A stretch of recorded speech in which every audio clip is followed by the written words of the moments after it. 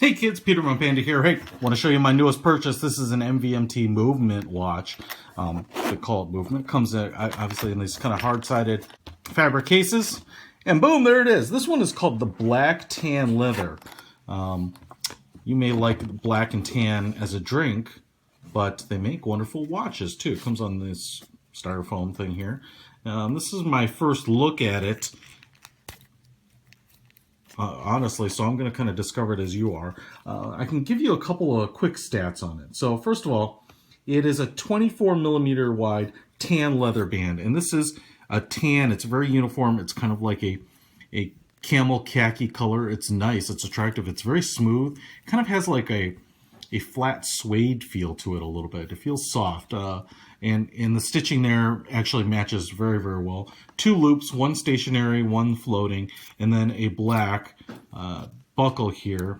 I don't know if this is ion plated like the case is, but has movement engraved on there. And then the other side is the same. The cool thing about this band is that it's uniform, 24 millimeters top to bottom. I kind of like that. It's a more geometric shape and doesn't kind of make the watch, doesn't show the tapering to the buckle. It kind of gives a nice, strong, sturdy effect all the way through. And the end here is flat. So also cool. The reason I like those strong geometric shapes here is because the watch is a very kind of geometrically shaped watch.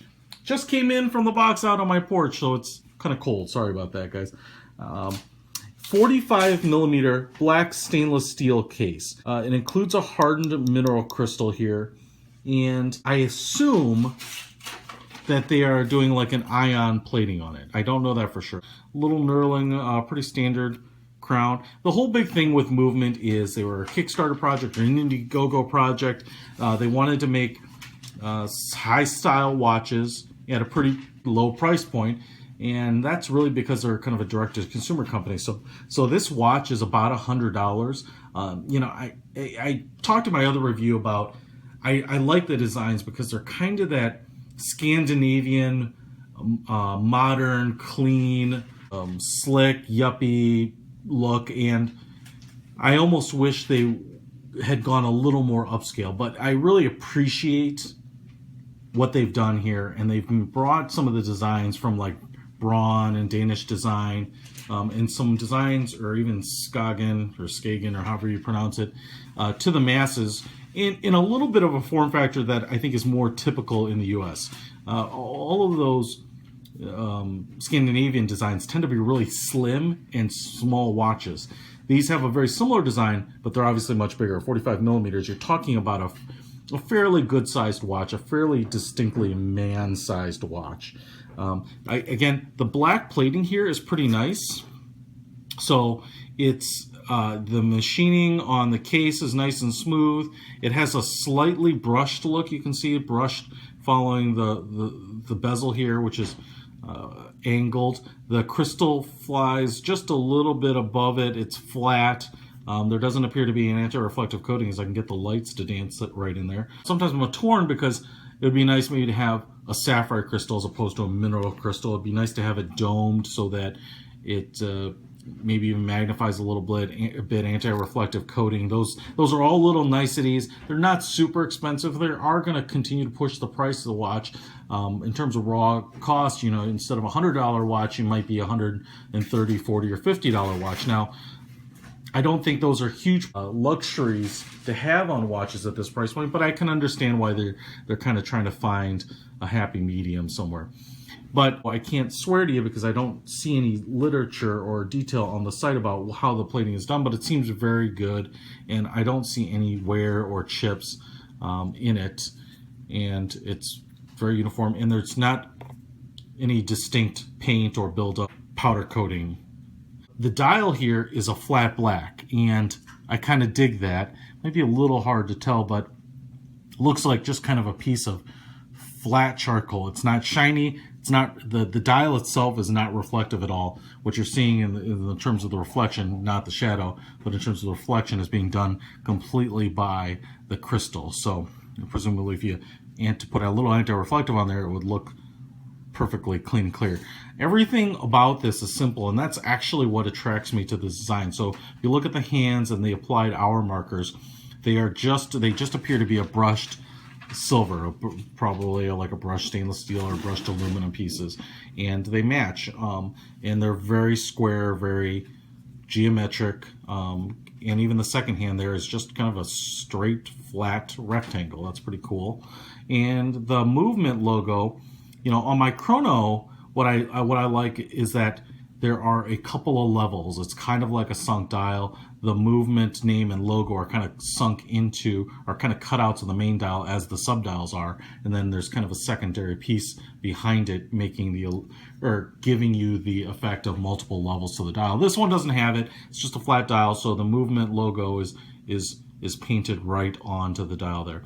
I like the bright red. They match. The paint is probably exactly the same on the second hand and the logo there, and so it just gives a little pop of color. It makes almost the second hand the easiest hand to see, because especially if you get the wrong angle, you know, and light, it can be kind of easy to see those hands, but you get it in the shade a little bit, and it's a little hard to stick out, which kind of makes it subtle and cool. But in particular, if you're looking for you know, the time at a quick glance, you may struggle a little bit with that.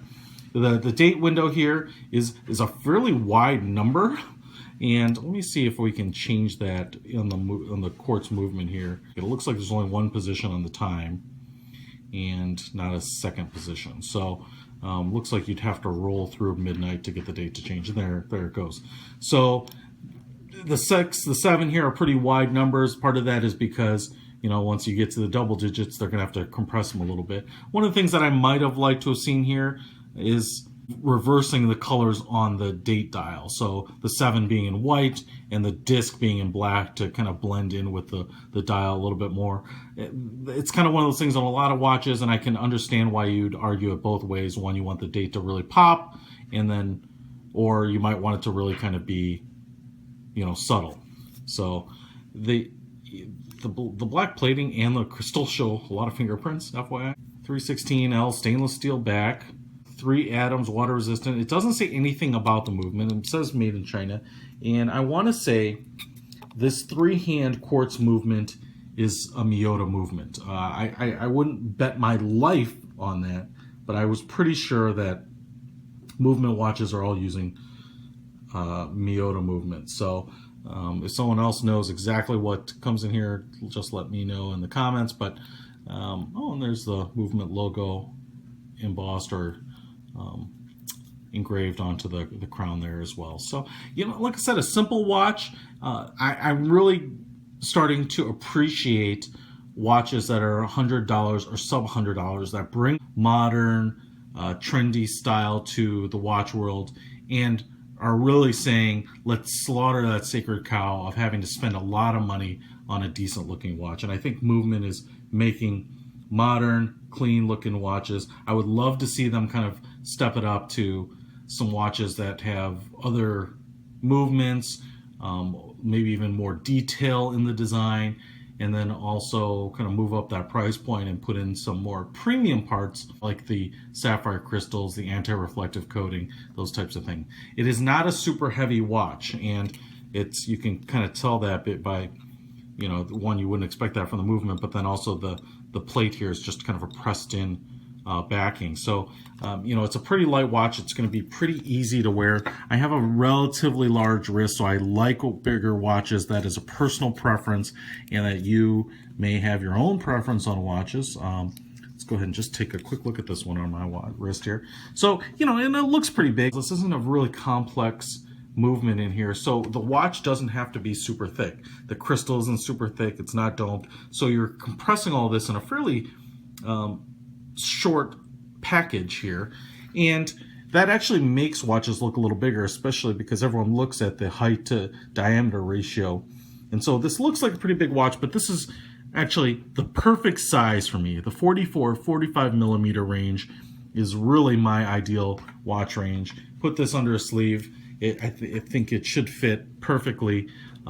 If you don't wear big watches, kind of steer away from this. They also have a 40 millimeter line, which you might want to check out. So those are all obviously going to be a little smaller, and I'll see maybe if I can get my hands on one of those. But Peter von Panda for the black tan leather movement watch, out.